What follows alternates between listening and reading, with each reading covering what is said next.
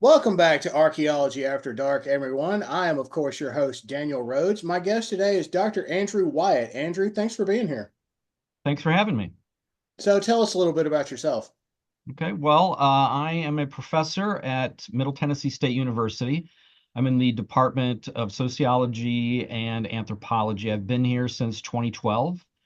I actually moved here from Chicago. I got my PhD at the University of Illinois at Chicago, and I graduated my PhD in 2008.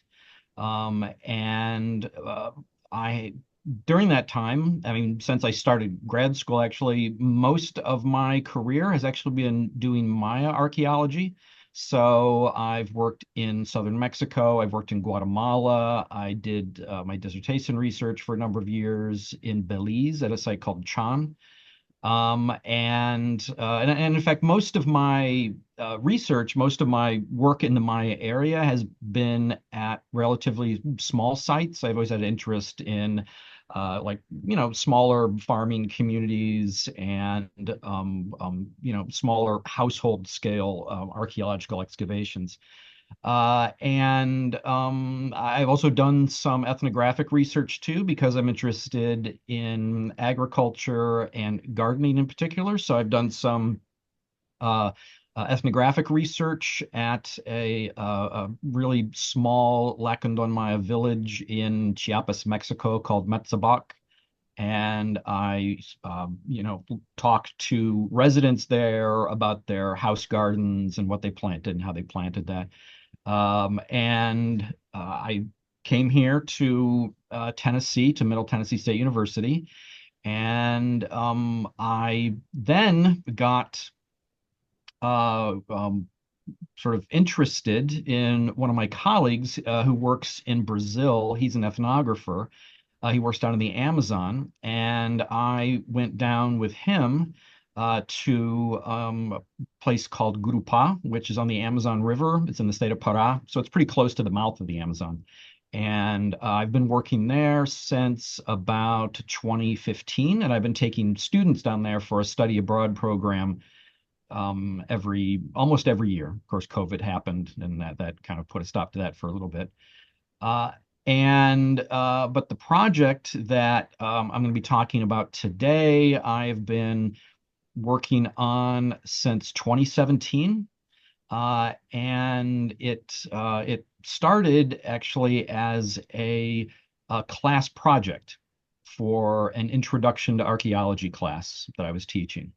Now, before I continue, is there anything more that you'd like to know about me before I get into the project, or did I pretty much cover everything? No, I think that was great. I was just thinking, since you studied a lot of agricultural ethnography and archaeology, I imagine that wasn't as much as a shift as it would be like studying archaeology here in the Southeast, because agriculture has been a cornerstone Mhm. of our lifestyle for forever. Sure. Oh yeah. Oh yeah. No, no. It's yeah, and it's not so much, I mean, the agriculture, yeah, is part of it, but what I actually find kind of more interesting in a way, I should say more interesting, but beyond just the agriculture, I'm interested in like small scale household agriculture, how households grow their food, whether it's in gardens or small fields. And so it's agriculture, but it's sort of beyond that in the sense that I look at, how the households articulate with agriculture. And so, yeah, so it's again, it's more than just, like going out into a field and being like, what did they grow? But it's, who are the people who are doing it? How do they organize themselves? How do they relate to each other? How do they relate to, systems of power? Those sorts of questions. Yeah, and that's again, that's something I'm thinking about while you're talking. Is that talks like that speaks to a lot of the lifestyles that people in Southern Mhm. Tennessee, North Alabama have up Yeah. until like the Dust Bowl or heavy industrialization here in North Alabama. Is they lived in a single family house and only knew that single family. Yep, yeah, of course. Yeah, and people would have fields that they probably worked in. Depending upon where you are in the southeast, I imagine you might have been, growing tobacco or cotton. I'm not sure how much corn people were growing down here. Probably some. But uh, but everyone everyone around the world actually grows a lot of food right around their households in household gardens or house lot gardens we call them, where they're growing, they got vegetables and spices and flowers, and a lot of subsistence people are coming from right around their household, not just the fields that are farther out there. So Yeah. So you want to I guess we're shifting into the aspect of community archaeology because we're talking about archaeology like on a small scale, like person to person individuals. So yeah, your project is the Bass Street Community Archaeology Project, right? that's right. Yeah. So Um, yeah, well, okay. So let me see. Let me first real briefly tell you how I got into it, and then I'll get into the project itself, if that's okay. yeah, go for it. So I teach, basically it's like an intro to archaeology class, right? It's a of sort of method, archaeological method and theory, more for majors. It's not like an introduction to world prehistory or something like that. This is method and theory of archaeology, and I like to have a hands-on project that the class does. And for a number of years, we did we called a garbology project, where the students would go around campus or elsewhere and analyze garbage cans. Okay. I didn't find it particularly interesting, so I was looking for a project that the students could do. And I was talking to one of my colleagues here. She's in the Department of Geosciences. Her name is Zeta Law, and she works with GIS. And she is also has been very interested as a member of the Friends of Fort Negley. Now, Fort Negley is a Civil War era fort in Nashville, just to the south of Nashville. I mean, it's in the city, but just to the south of downtown. And they're on, so it's a fort, so it's on top of a hill. And at the base of the hill, there are the remains, like the footprints and some retaining walls of a neighborhood that used to be there, a small community. And she said, "Hey, I've always been wanting someone to go and work there. And how would you like to do it?" And I said, actually, that sounds really perfect. It's close by. Um, and so I said, yeah, I mean, it looks perfect. I mean, stuff that we found out a little bit later, of course, was that, the soils were actually very shallow. So it was actually kind of perfect to take a class for a day. Right. And so, we would put in these 50 centimeter by 50 centimeter units. I haven't worked in North America much, so I didn't know that we were supposed to use inches here. I'm used to working in Latin America where we use centimeters, so I kind of screwed that up. But anyways, we put in these 50 by 50 centimeter units here, and students would come, they'd excavate, and they'd take the artifacts back to the lab. They'd clean, identify, put them into a spreadsheet, and write a site report for it. So that's how the project started. It's a project for an introduction to archaeology class, just a hands-on project. Okay. Um, no, go ahead. Go ahead. No, I was just agreeing with you. Okay, all right, sorry. Yeah. So, all right. So, what is this neighborhood and what is the project? Now you said to me that you could maybe put screen share on, right? And I Yeah, could I show. have it turned on already, so feel free to Okay. share whatever you'd like. Okay. Well, so let me. I'm not gonna share right now. Okay. Actually, Okay, maybe I yeah. will. Maybe I will share right now. I don't know. I don't want to. I don't want to immediately start going to these things. But what I think I can share is the essays are coming up, and I've been working on my SAA presentation. Yeah, it's going to be in Denver this year, if I'm not mistaken. Yep, yep, yep. So, so I can share part of that if that's okay. Yeah, All by right. all means. Yeah, I don't. Yeah, I'm going to try to avoid just like giving my essay presentation, but it's kind of, I don't want it to be so formal to just give the same presentation, but at the same time, I mean, um, if you want to whet some appetites as to what you're bringing, by all means. yeah, right, right, right. Okay, so let me see if I can do this. All right, I think I can share.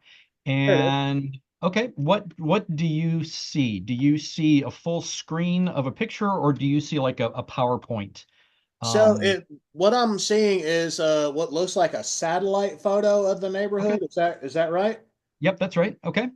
All right. So, yeah, because like I said, I wasn't sure if I was sharing the presentation or if I was sharing like the PowerPoint, whatever. But if all you see is the satellite, actually, it's an aerial photo. So, and can you see no, you probably can't see the little arrow, can you? Uh, The cursor? no. Okay. All right. Well, Oh, there it I is. there it is. Hey, all right. I can do this. Here we go. So this is Fort Negley, and this is an aerial photograph from 1937. Okay, and right here is this street right there is called Bass Street. Okay, so all of those houses right along there are part of the Bass Street community that we have been excavating. I'll show you a picture of how it looks like today, and you'll see that none of those houses are there anymore. And this is Fort Negley. Like I said, it's a Civil War era fort, and Tennessee was one of the last states to join the Confederacy, right? And we have the whole, East, Central, and West Tennessee, lots of conflict between those different parts of the state. So it's one of the last states to join the Confederacy. And pretty quickly, the Union Army came in and retook Nashville. Okay, that was in 1862. And as you can see from this picture right here, one of the first things they did, of course, was start to build a number of forts on hilltops around Nashville so that they could, secure the city, okay, and defend the city. And Fort Negley, what we're talking about is this little one right down there. Okay. So without going into the whole history of who and what and all that kind of stuff, it was decided to build a number of forts, Fort Negley being one of them. And actually, Fort Negley was going to be sort of the largest of them. This was going to be the most important and central of these different forts. Okay. Um, and when you are building a fort, of course, you need lots of people to work and quarry the stone and put the fort in place. And what we're looking at right here are a couple of images. This is the completed fort up here, and this is a drawing of also of the completed fort right there. Now, so Tennessee, as I said, Nashville is a Union occupied, right? So enslaved people from all around the area came into Nashville to escape enslavement and get some modicum of freedom. Uh, those enslaved people were fairly quickly put to work building the fort. There was also a somewhat of a free black population in Nashville as well. So the Union went around and basically rounded up free black people from Nashville as well in order to have, to get them to work on building the fort as well. This is a picture from book called The Annals of the Army of the Cumberland from 1864. And in this image right here, it shows the Union Army going around. In this picture right here, they're actually going to a church where to a black church and basically saying, you're going to come with us and work on building this fort. Okay. And so there they are, building the fort from the same book, The Annals of the Army of the Cumberland, right there. Uh, and so the people who came, remember the people who were escaping enslavement and coming to Nashville, and the free black people in Nashville were basically lived all on the sides of the hills of the hill of Fort Negley, right? They built, they had tents, maybe little, wooden shacks, or they just slept out in the open. It was people by themselves. They brought their families, and they lived all along the hillsides while they were building the fort. Um, and there we go. These basically these encampments of people who were building the forts, they referred to them as contraband camps. Okay. And because, and again, I don't want to go on a long digression here, but essentially what it was one of the Union generals decided that since this is wartime and during war, you are allowed to confiscate property of the people that you are at war against. And since the South, the Confederacy, considered enslaved people to be property, he said we can essentially quote, confiscate this property. And if you could see me, I'd be doing a lot of air quotes right now. Okay. With property and that sort of thing. You understand? I'm using the language of the time. And anyways, so yeah, but the point was that the North did no longer, felt they did not have to abide by the Fugitive Slave Act, which said that they were required to return enslaved people in the North. They were required to turn them back to the South. So that's how these areas, these places where black people lived when they were being put to work by the Union, whether it's to building a fort or whatever, they were referred to as contraband camps. And in this picture right here, you can see there's a whole bunch of different contraband camps all in the area, and there is a picture of as the title says, a group of contrabands. Okay. Um, so the war ended. Okay. And emancipation happened. And the people who were, living on the hillsides in these contraband camps stayed. Okay. They stayed and built houses and started to develop, started to maintain a permanent presence around Fort Negley, around the base of the hill. And there's a picture right here from 1884, and you can see this is what some of these early houses would have looked like. All right, so I'm going to skip over this pretty quickly, but right after the Civil War, the South, the Confederacy was unhappy about this, of course, and so Fort Negley became a gathering place for the KKK. But there was actually an individual, as you can see right here, his name is Leander Woods, and he put together a militia of former soldiers who were in the USCT, the U.S. Colored Troops, and basically drove the KKK away from Fort Negley. And one of the reasons why the KKK chose Fort Negley to, hold their, ceremonies, or whatever the KKK does, was because it was right at the center of what was becoming the first, or one of the first post-emancipation black neighborhoods in Nashville. And this Bass Street community that we're talking about was the nucleus, was the core of this first very, very early post-emancipation Black neighborhood in Nashville. So this is a historically significant place. Okay.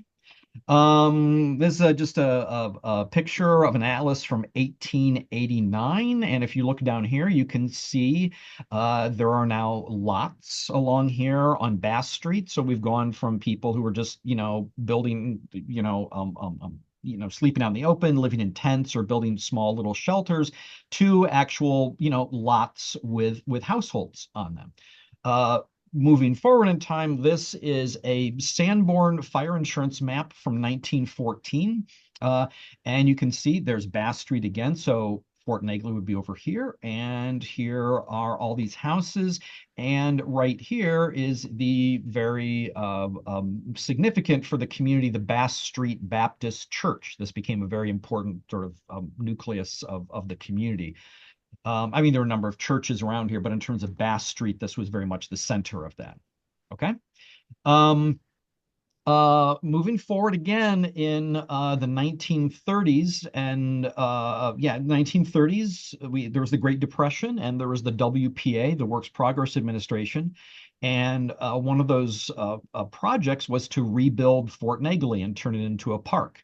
So in this picture right here, we've got WPA workers who are basically rebuilding the fort because actually right after the Civil War ended, the fort was mostly dismantled and the stone was taken elsewhere and used for other constructions in Nashville. So new stone had to be cut and then it was rebuilt. Okay. This is another aerial photo. This is from 1958. And there's Fort Negley. It's been rebuilt, and you can see they got nice trails around there. And right down here is this Bass Street community. And there's the Bass Street Baptist Church right there. And there is a little trail behind the households. One of the former residents here, he grew up here and he's an older man, but he grew up here and he talks about how they didn't have indoor plumbing, so they actually had to go to this little outhouse. So people who lived around here, if they wanted to use the restroom, they ran over here and went to this outhouse right over here. So this was in 1958. And then you can see lots of little walking trails all throughout here. All right, so in the of course the 1950s, Eisenhower created the interstate system, and that came to Nashville. Right, and so the interstate system was kind of was a part of this whole what they called in the 60s and into the 1970s what they called urban renewal, right? Which was they would look at neighborhoods that people thought were poor or blighted or dangerous neighborhoods, and they would go and renew them.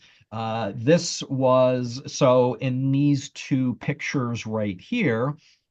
You can see this is from 1963, and they are you can see right here, the Bass Street community, in this map, the Bass Street community would be gone, and many of the other households around here would also be, mostly eliminated. I should just, mention, by the way, that Bass Street here was actually part of a larger Black neighborhood called Edge Hill. Okay, so there is the Bass Street community, but there is this whole neighborhood called Edge Hill, which all was a very, very large, extensive Black neighborhood in the south part of Nashville.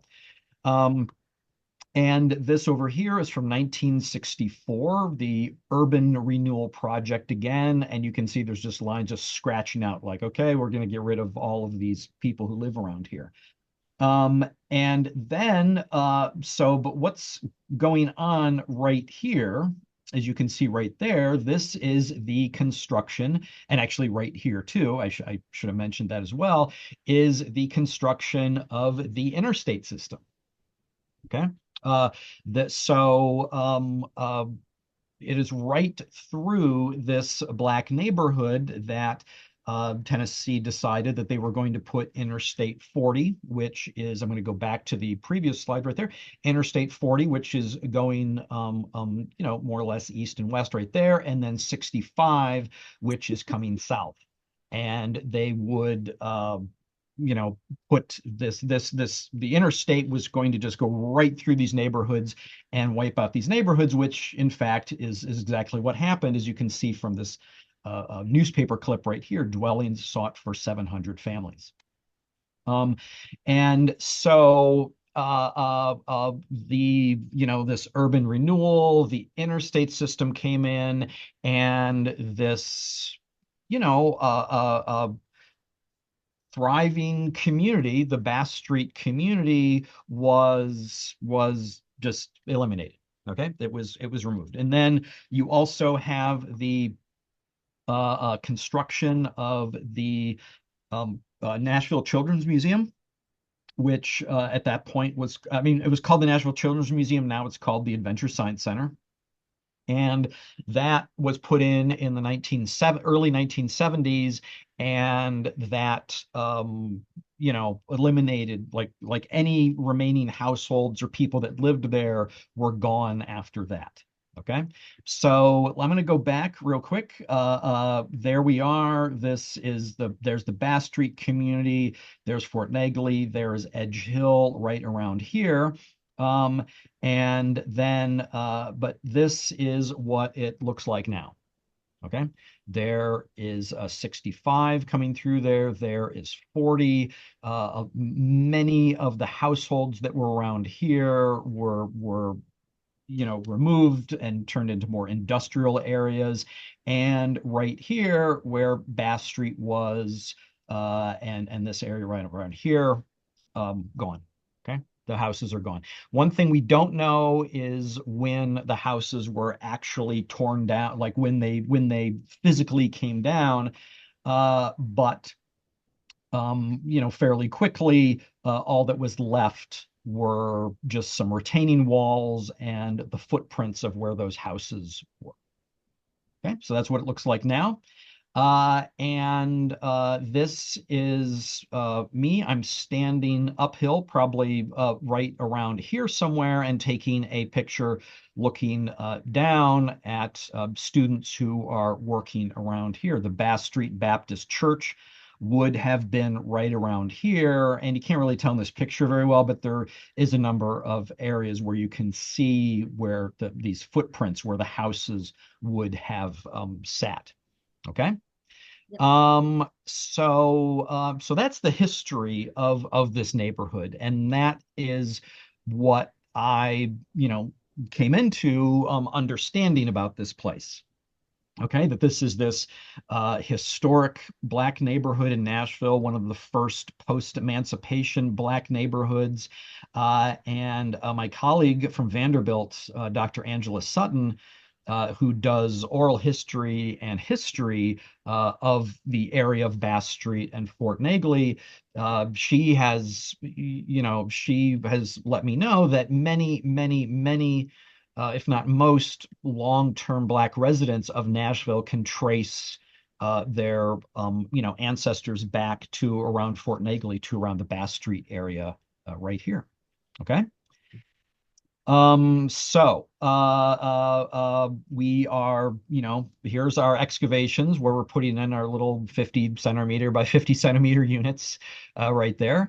And this is what this is where our excavations have been. Again, we started in 2017, and we have been there.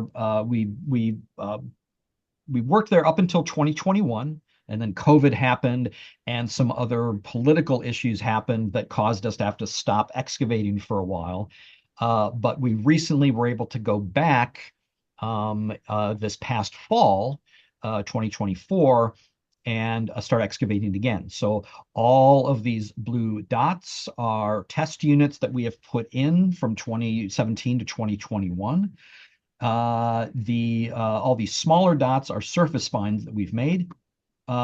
And then these three trenches right here are part of a proposal for a National Endowment for the Humanities grant that we got in partnership with Dr. Angela Sutton at Vanderbilt University, where we were we're combining our archaeological research with her um, um, uh, historical and oral history research that she is doing.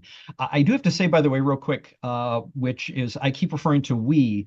It's not just me and my students, but I have a co-director, and their name is down here, Claley Cottle Peacock, and they have were a student who started on the project in 2017 for the first seasons of excavations there. And Claley became very, interested and fascinated by the history here, and came back every semester that we had excavations and helped to work with students. And then Claley went off to the University of Southern Mississippi to do their master's thesis there. And so Claley is actually now a co-director. So it is me and Claley are co-directors of the Bass Street Community Archaeology Project. So Uh, let me ask you yep, this. yep. What is your current goal? Like, you know where certain structures are, like the Mhm, mhm, church and a few of the houses. What mhm. exactly are you looking for right now? Okay, well, funny thing you should say that because right now we are actually uh we're this spring we just finished our excavations this spring. Okay. Mhm. And these are going to be our last excavations. Okay. And there's a couple of reasons for that. And I'll get to your question, by the way. Don't worry, I'm not ignoring your question. No, no, I understand. Yeah.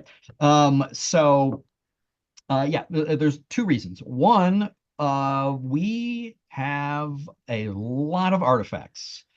Okay.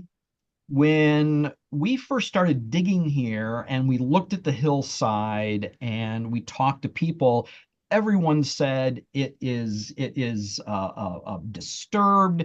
There's no archaeological stratigraphic integrity here whatsoever. It's just a pile of stuff. Another thing was that a large part of this area right here that I'm circling up until 2016 was actually a very large homeless encampment.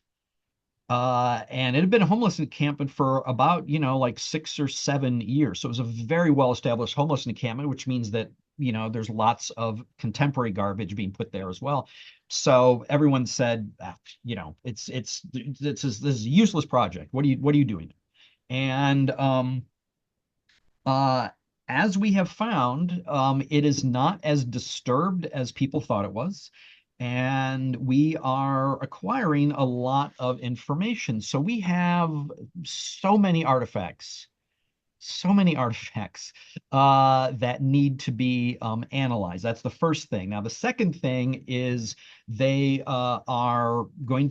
doing a whole Fort Negley revitalization project because this part of Nashville is growing very rapidly.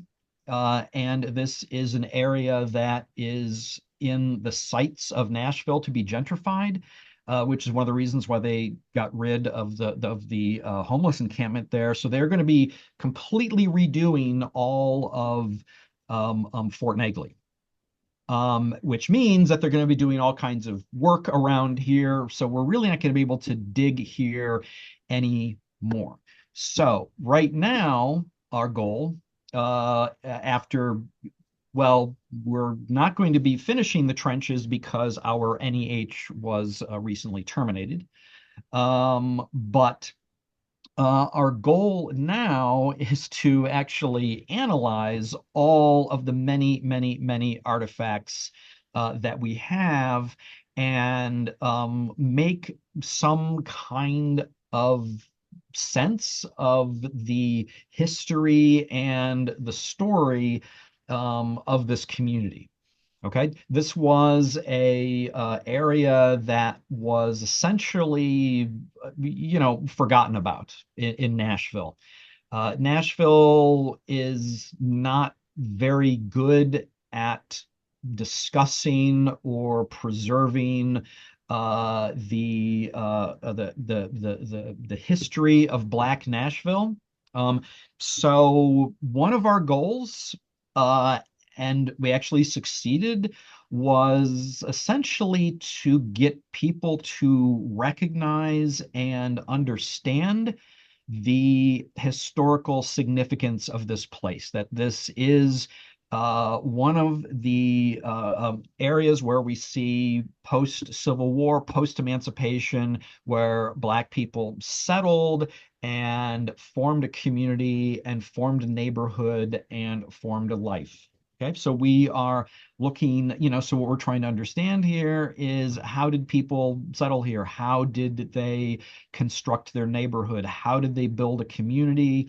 Um, and how just did they live here? And again, to get people in the city to acknowledge and recognize the historical importance of this place. Um, and we've actually succeeded in doing that. I'm going to skip ahead real quick. Sure. I have a whole bunch of pictures of artifacts if you want to see them, but let me just put this up here real quick. This why is it not working? Why is it not working? Fine, I'll just do it this way. There we go. Okay, this is part of the Fort Negley revitalization project. This is actually going to change significantly. So it doesn't look like this exactly, but if you look down here, you can see this proposal has what is called the Bass Street Plaza. And there's all this signage and a pathway going here and all this information about that. Um, that would not have been part of the Fort Negley revitalization project if we hadn't done our archaeological work here and made the history of this place known to Nashville. We've had the press come out, we've had public radio, we've had TV stations, we've had newspapers come out. They've all done reports on this, and as a result of our work, people know Bass Street, they know the history of it, and the Black community has very much rallied behind us and have they, of course, the Black community very much understands the historical importance of this. And so we have been working with a number of different individuals in the Black community, including a woman, her name is Janine Blackman. She's the CEO of the African American Cultural Alliance. She has come out and watched our digs and helped out, and we've worked with her a lot. And we've had the community members come out. We've had people come out and visit.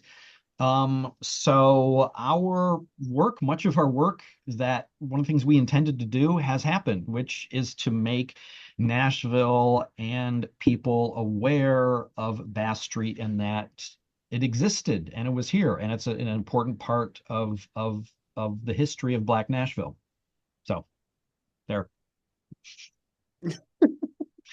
It sounds like you've been really productive though with this, and it's been a positive impact on the community overall. Very, very much so. Yeah, very, very much so. Uh, um, um, I will just go up here. This is the Fort Negley Descendants Project. And this is Dr. Sutton at Vanderbilt, and she has been, like I said, talking with members of the Black community in Nashville and collecting their stories, collecting their histories. She's brought people out to Fort Negley to visit. We've talked to people who grew up there, and they've told us stories about what it was like to grow up there. So, kind of what we're doing is very much putting together the archaeological information, the archaeological research that we're doing, with the historical and the information, the oral histories, and really, you know, telling and preserving this important part of history. Yeah, because that's something I don't think people really think about when they do community archaeology is that the community itself, before you actually start on the project, they might know the history is there, but they don't know Mhm. the history that's there. Exactly. Yeah. I can stop sharing now unless you want to see any of the artifacts. Do you want to see any artifacts? Yeah, sure. If you want to flip through Okay. those. Yeah, actually, I can do it. I can do it real fast. But I'm just going to show just some fun things. We've got, a lot of construction materials from what we're working, including, what you can see here. And one of the things that's kind of hard to see on a small screen, but right here is a handmade brick. It's got a little fingerprint in it, which is very cool. Structural elements from houses and the church. This is a little valve from a gas lamp at a church. And this, I just had to show this. This is something that clearly found. We found a bunch of different pieces of a ceramic tile from the church, and clearly kind of put them together as best as they could, and has extrapolated from that. And we think that someone had some little graffiti that had something and something love you on it, which is a very sweet thing, which is very kind of it kind of personalizes what we're doing in archaeology, right? Like, when you can see someone writing, something like this. And, artifacts from people's kitchens, lots of stuff related to food, lots of bottles, these sorts of things.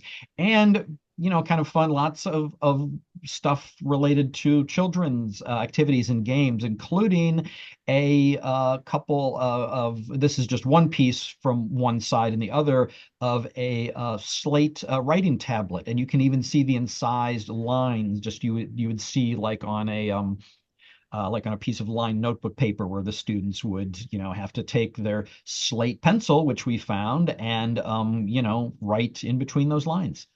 So, and then just recently in our trench excavations, we found really one of our first buried features. This is an intact brick. We're not sure what it is because this is all that we have right here, but what's very clear from this is that the area is again not as disturbed as people thought it was. So that's just some of the stuff that we found. Yeah, Um, and honestly, it sounds great, and it sounds like you've come up with some really great results to show for what's no doubt been a lot of work. yeah. So yeah, it's been a lot of work, and because it's not only just doing an archaeological project is a lot of work itself, but I'm doing it with students, with undergraduate students. So every semester I have to retrain people on how to do archaeology, people who've never done archaeology before. And it's also, work because, again, we're trying to coordinate what we're doing with the history and the oral histories and the stories that living people have to tell about this place. We also are doing as best we can. We are working very hard to be respectful. I'm, very cognizant of the fact that, I'm a white guy who is going and excavating in a, important, historically significant Black neighborhood, and I have to be respectful of what I'm doing, and the people who are there. So part of what we do is we again, work with people, descendants, people in the community, and they help in some ways guide what we're doing. So yeah, so it is there's a lot going on. There's a lot of moving parts with this. Yeah. So you've finished excavating for now. Is it just analysis and cataloging now, or do you have like a plan to put this into like a community space somewhere that people can see it? Okay, so um we have, and I'm not, it's not done at all, so I'm not gonna like give the URL right now, but we have a space on the MTSU webpage for all of the information that we are coming up with. We're going to put pictures of artifacts and documentation and all the information about what we're doing onto a web page. Like I said, we're creating a whole special separate web page on the MTSU web page, different section that is devoted just to this Bass Street Community Archaeology Project. We are also, we're not sure how it's going to happen at this point, but we are going to, there are plans to work with the Fort Negley Revitalization Project to help with the information that's on the signage, right, that they will put on the Bass Street Plaza that I showed you in that picture of the revitalization project, and also to choose particular artifacts and items that can be displayed as a part of as a part of the exhibit, either on the Bass Street plaza itself and over in the Fort Negley Visitor Center Museum there. So So, I have one last question for you. What advice or no, well, I got two questions. If there are people who are watching this, if there are yep. people who are watching this and say they're close by to Nashville or might even be in Nashville, is Mhm. there a way they can reach out and help with what you're doing? Okay, so that is that's a very good question. I would just tell people to contact me. I'm here at MTSU. Again, we're not doing excavations right now anymore. But we do have a lot of artifacts to analyze. I'm not sure if we're ready to have lots of people just show up and say, I'll analyze some artifacts. Um, but what people could do, like I said, they could just contact me, and I could talk to them about the site. Now, in terms of getting involved, if they now this is something that would be you know helpful, I guess, if people know of any histories themselves from their parents or grandparents. One of the things that was really kind of cool was one of the first years we were doing this, we had a student, and we had done some excavations and he was working on his site report, and he was talking to his family about it, and his grandfather was there and said, "Oh, you know what? I grew up right around that area, and I used to go over there and play with the kids over right around there, because it was like a big hill, the big hill near the fort, so kids would come there and play and do stuff." So, and we have also talked to people as well where they've said, "Oh yeah, I've got some old family pictures," and they've brought out some old pictures, and showed us, and it's really, we've learned some really fascinating things just from, uh, people saying, "Hey, my grandfather lived there," or "I know someone who lived there," or "I have, memories of that," and showed us pictures. So that would be one really significant way that would help us out. Yeah. Yeah. Again, it is at its core, this is a community project and it doesn't work without the community. Exactly, exactly. Yeah. And again, yeah, this is I'm just kind of repeating myself a little bit, but again, this is something that is historically, significant for the Black community in Nashville. So, any way that people can support that is always helpful. Yeah. So my last question for you is, Yep. if say people wanted to get involved just in archaeology, they don't even have to be in Nashville because, I mean, geographically, people can be challenged to get to Nashville from wherever they are. Right. What advice would you give them? To how to get involved in archaeology, Yeah, in Nashville.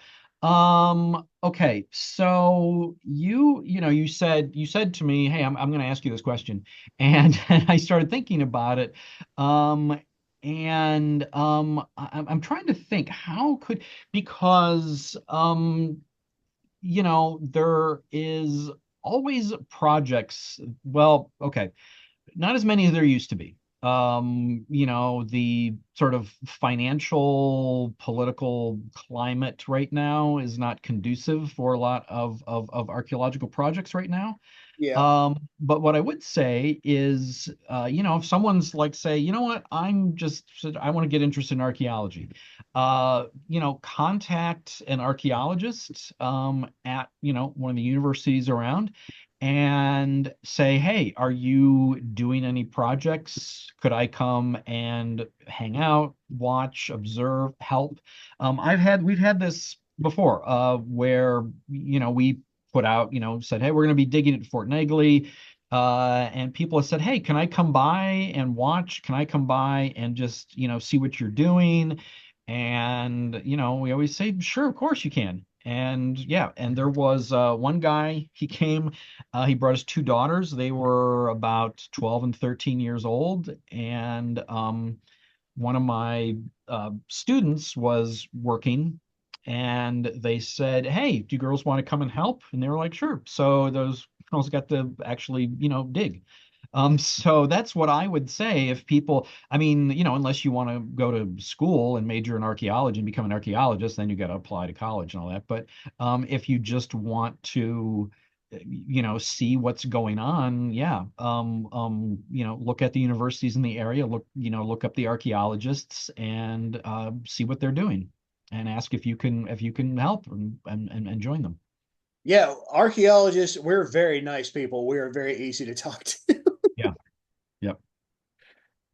By the way, I'm just noticing it is I hope I didn't talk too much. You said this was like a half an hour and Yeah, I'm so we've gone over maybe a little bit, but honestly, this was great. I've really enjoyed having you on the show. It seems like you've been doing a lot of really great work on a really great project that the community, yeah, it seems like, really appreciates.